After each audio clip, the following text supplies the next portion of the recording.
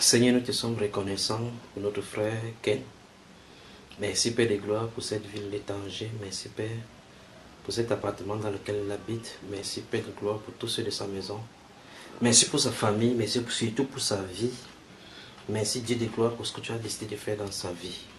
Merci pour sa transformation et pour son témoignage. Car tu as toujours veillé sur lui. Au nom de Jésus-Christ, je te recommande cet homme entre tes mains. Je prie Père de gloire que tu le sanctifies encore davantage et que tu le tiens par la main afin qu'il marche dans tes voies dès maintenant et à jamais.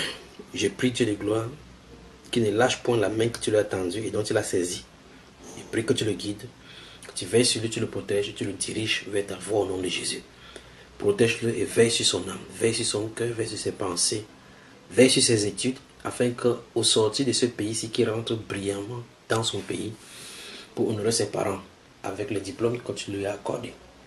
Au nom du Seigneur Jésus-Christ, ouvre-lui l'intelligence et donne-lui la connaissance, au Dieu de gloire, non seulement de ta personne, mais aussi de ces choses qu'il apprend. Préserve-le du péché, Seigneur, et guide-le vers toi au nom de Jésus-Christ. Amen. Bonsoir. Nous sommes à Tanger. Et ici, tu veux donner un témoignage qui va permettre de comprendre aux gens, de faire comprendre aux gens que même quand on est petit, quand on ne connaît même pas Dieu, Dieu nous connaît. Et quand on est de ses enfants, il veille toujours sur nous. Explique-nous depuis l'enfance. Tu as toujours senti la main de Dieu, n'est-ce pas? Parle-nous. Quand tu étais petit, comment ça s'est passé? Comment tu as su que Dieu t'appelait? Dieu avait le regard sur toi. Quelles sont les choses que tu as vécues? Bon, j'ai vécu des grandes choses. J'ai passé pas mal des étapes, beaucoup d'étapes pour arriver là où je suis. Dieu m'a vraiment épargné de beaucoup de choses. J'avais une maladie qu'on appelle l'asthme. Et j'ai essayé de toute façon comment m'en débarrasser. J'ai fait tout ce que je pouvais faire. J'ai compris qu'à la fin, ce n'est que Dieu qui peut aider, qui peut nous guérir de tout ça. Et Dieu m'avait fait grâce et aujourd'hui, cette maladie n'est plus en moi. Et bon, selon les dires des gens, que c'est une maladie incurable, que ça se soigne jamais. Maintenant, ça a disparu. Chez moi, au moins, ça a disparu. Et c'est pour cela je le bénis une fois son nom. Et, ça, c'est quand tu étais à la RDC?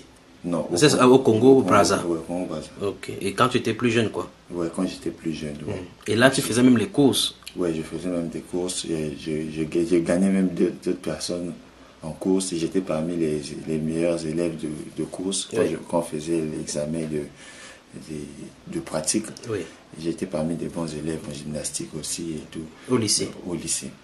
Donc, jusqu'à présent, je fais toujours le sport et il n'y a pas de problème, rien ne m'empêche. J'ai fait 2 fois la crise d'asthme. La dernière fois que je l'ai fait, c'était en 2008. Et ça, c'est au pays encore? C'est au pays, oui. Je l'ai fait en 2002, là j'étais très petit, c'était à la maison. Et puis c'est en 2008 que je me souviens vraiment parce que j'étais devenu un peu grand. Dieu m'a vraiment fait grâce, j'étais à l'hôpital, on était à 3. 3 dans l'hôpital. J'ai fait 3 jours. Le premier jour, celui qui était au premier lit est décédé. Le deuxième jour, il y a l'autre qui est décédé. Et le troisième jour, mon père m'a fait sortir de l'hôpital. Donc ton père croyait que tu devais mourir, que ça risque de te prendre. Il m'a dit, on rentre. Et j'ai commencé à suivre mes traitements à la maison. Il y avait un docteur qui venait maintenant pour me suivre. Et c'est un peu ça mon témoignage sur ce qui compte sur la maladie. Hormis ça, j'ai encore vécu d'autres étapes, c'est-à-dire il y avait le drame de 4 mars qui s'est passé le 4 mars 2012. Il faut rappeler à ceux qui nous écoutent que le 4 mars 2012, il y a eu une explosion vraiment historique à Brazzaville qui a fait des milliers de morts à Brazzaville, au Congo. Dans un camp militaire de le régiment blindé qui a eu l'explosion. Le régiment blindé qui avait eu feu, c'est-à-dire un camp militaire là où on garde des armes et tout de combat. Ça se trouvait au milieu de la ville, dans un quartier qu'on appelle Pila. Et ce jour-là, c'était un dimanche, j'avais TD de physique. Oui, donc travaux dirigés. Dirigés. Donc votre école était à proximité. Voilà, mon école était à proximité, juste en face du régiment, au lycée de la Révolution. Oui. Ce jour-là, j'avais TD le dimanche parce qu'on préparait les examens. Donc la semaine prochaine, on allait débuter. Dès le lundi, on allait débuter déjà par des examens. Oui. Donc on avait fait le dernier TD le dimanche. Et on nous a tous appelés à 7h du matin. 7h du matin dimanche, et vous devez composer lundi. Et il faut remarquer que il faut rappeler que le 4 mars 2012, c'était un dimanche. C'était un dimanche justement. Et c'est à 8h qu'il y a eu explosion. Voilà. Donc on est arrivé à 7h à l'école comme prévu pour faire le TD. Et à 8h maintenant, c'est le début des explosions. Donc là où on s'asseyait, en fait, dans notre rangée, on s'assoit, il y a 4 rangées dans la salle. Oui. Il y a 4 rangées. Moi, je m'asseyais au premier banc de droite, donc à l'entrée. À l'entrée directement. Donc après la porte, après la première rangée. On a souvent l'habitude de s'asseoir à 3 lorsqu'on fait des TD, parce qu'il y a beaucoup d'élèves, donc on doit s'asseoir à 3 quand il y a des TD. Et ce jour-là, j'étais arrivé en deuxième position. La première personne était assise, je suis arrivé en deuxième position. Je suis assis au coin et il y a un ami qui est arrivé, genre le troisième de notre banc. Il est arrivé, il m'a dit de pousser pour que je sois au milieu. Lui qui puisse s'asseoir. Moi j'ai essayé, j'ai hésité, j'ai dit non, si tu viens d'arriver, toi passe au milieu, parce que moi je n'aime pas trop être au milieu. Parce que le milieu ça sert. Voilà, ça sert. Et puis bon, comme s'il insistait un peu, bon, d'accord, j'ai poussé, je l'ai laissé au coin, vu que j'étais un peu concentré sur ce que le prof était en train de dire. Et là, le professeur était déjà au tableau. Le professeur était déjà au tableau, le cours a déjà commencé, l'été a commencé. Et puis au moment où il s'assoit, on a fait au moins 30 minutes. Après, les explosions ont commencé maintenant à 8h. Et il y a un éclat qui a quitté, je ne sais pas, du néant, qui est entré directement dans la salle, là où je me trouvais. Donc là où la personne est venue me remplacer. Aussi, l'éclat est passé là et l'éclat ça a fendu sa tête. A fondu sa tête et l'éclat continuait jusque derrière à couper d'autres personnes des bras et tout. Et donc tous ceux qui étaient sur la lignée là, ça les a raclés. Voilà, ouais. Donc l'éclat est passé là et ça raclait tout jusqu'à derrière. Et il y avait des cris partout. Il y avait des cris partout, tout le monde pleurait, on était paniqués, on cherchait tous à sortir de la salle parce qu'on ne savait pas ce qui se passait. C'était un truc inhabituel, on n'est jamais habitué à voir des trucs comme ça. Et tout ce que nous voyons souvent dans les films, donc c'est ce qu'on est en train de voir en réalité.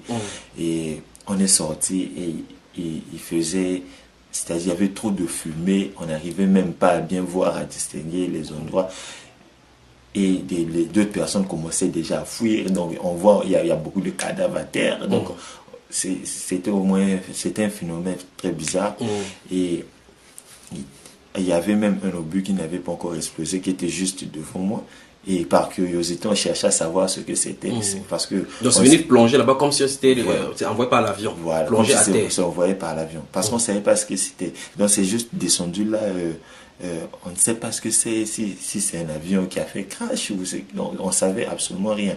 Et notre professeur de physique, lorsqu'il a vu, il a dit que non, ça c'est un obus. Tout fouillé, ça n'a pas encore explosé. Libéré. On commençait tous à fuir. Donc on cherchait à s'en débarrasser, à fuir en fait. Maintenant, la sortie était très petite. Nous tous dans la barrière du lycée, pour sortir du collège là. Le portail, c'était très, très petit. On ne pouvait pas tous sortir là parce que tout le monde se précipitait à sortir. Et il y a d'autres personnes qui commençaient déjà à sauter les murs. Donc on était obligé en tant qu'homme de franchir seulement la barrière, de sauter le mur pour essayer un peu de gagner le temps. Et juste au moment où on cherche on est monté, je monte sur le mur. Je suis au moment où tu montes le mur, beaucoup de personnes montent aussi sur le mur. Beaucoup de gens montent. Il y a ceux qui venaient aussi pour monter. Il y a ceux qui sont déjà montés, ils sont descendus. Mais juste au moment où moi je monte, et quand je descends, il y a eu deuxième coup d'explosion. L'obus qui était là au sol a explosé. Donc le mur est tombé. Juste au moment où moi je descends, le mur tombe après moi. Juste après derrière ton pied. Derrière mon pied. Ça a aplati certaines personnes, ceux qui se souvenaient après. Et puis, comme si je savais plus au fait, donc j'ai perdu un peu connaissance, je commençais à fuir bêtement. j'étais avec mon ami, un ami à moi, je l'ai tenu par ma main droite, on était en train de fuir en cours ensemble et on n'a pas compris subitement, il y a eu encore une explosion.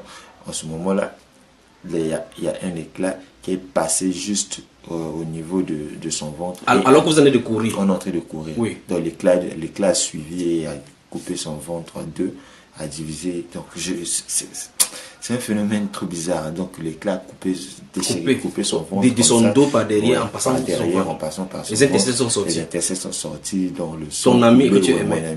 Donc il m'a même dit, ne me laisse pas, un truc comme ça.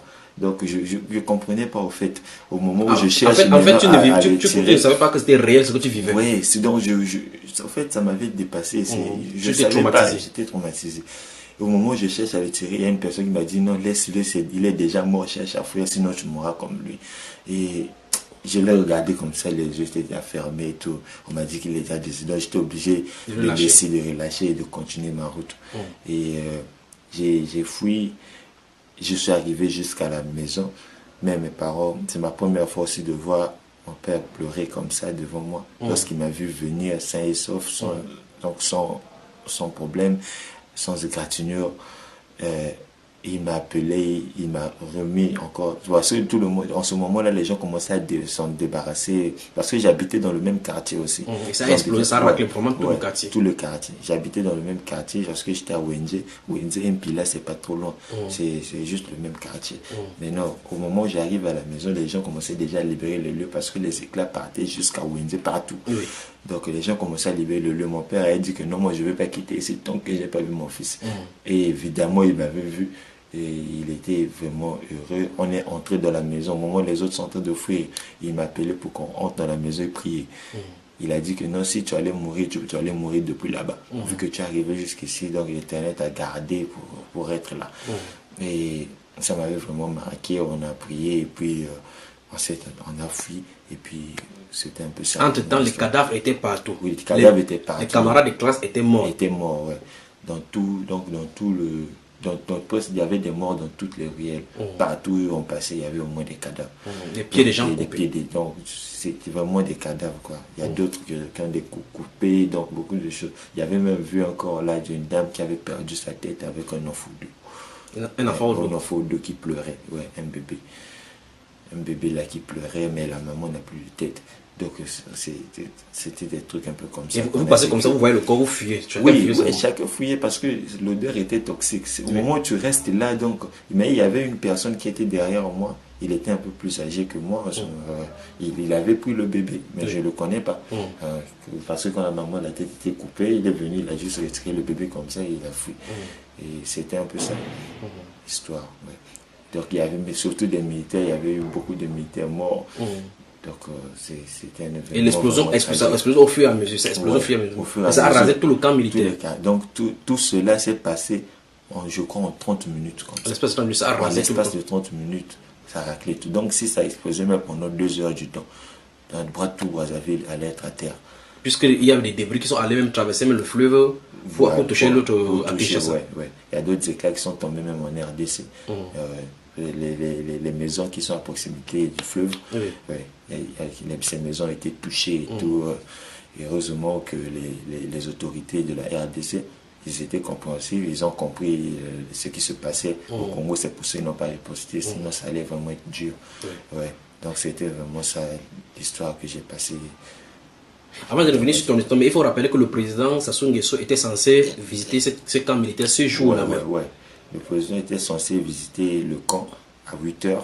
C'était ça le programme. Et les tirs aussi ont commencé à 8h. Donc on ne sait pas vraiment ce qui s'est passé. Donc on ne sait vraiment pas. On va laisser cet aspect-là dans le camp de mystère et des gens qui peuvent aller dans n'importe quelle chose top secret, les combats, et ainsi de suite. Maintenant, rentrons analysons ton histoire. D'abord, tu es jeune, tu es malade. Les gens qui ont ta maladie meurent. Maintenant, tu parviens à faire la course.